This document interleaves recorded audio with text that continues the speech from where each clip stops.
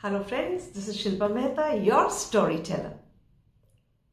Do you know the difference between contact and connection? Today's story is about the ironic difference between making a lot of contacts, which I think we all do nowadays, while at the same time failing miserably in establishing a real connection, even with our parents and our near and dear ones. So, one day, a journalist went to interview a monk in Delhi. The journalist began the interview as he had planned. Sir, in your last conference, you talked about contact and connection. It's really confusing. Can you explain it? The monk smiled and apparently deviated from the question the journalist asked him, and in turn asked him, "Where are you from?" Startled, the journalist said, "I am from Mumbai." So who's at your house now?" Now the journalist felt that the monk was trying to avoid answering his question. However, he said, "My mother died a few years ago and my father is there. And I have two brothers and a sister, and they are all married." The monk, with a smile on his face, asked again, "How often do you talk to your father?" Now the journalist got a bit confused. "When did you talk to him for the last time?" Maybe a month ago." "So you and your brothers, do you call each other frequently? And when did you all meet last?"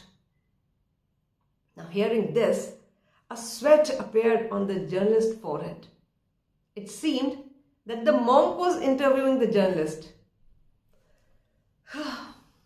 With a sigh, the journalist said, "We met during Diwali almost 3 years ago." "And how many days were you all together?"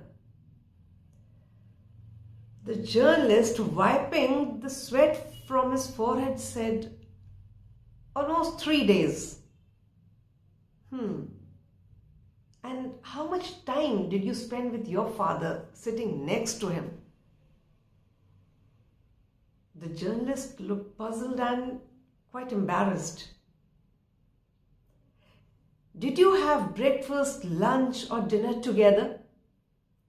Did you all try to know how he spent his days after your mother's death?" Tears began to flow from the journalist's eyes. The monk held his hand and said, "Don't be embarrassed, upset, or sad. I'm sorry I hurt you unknowingly.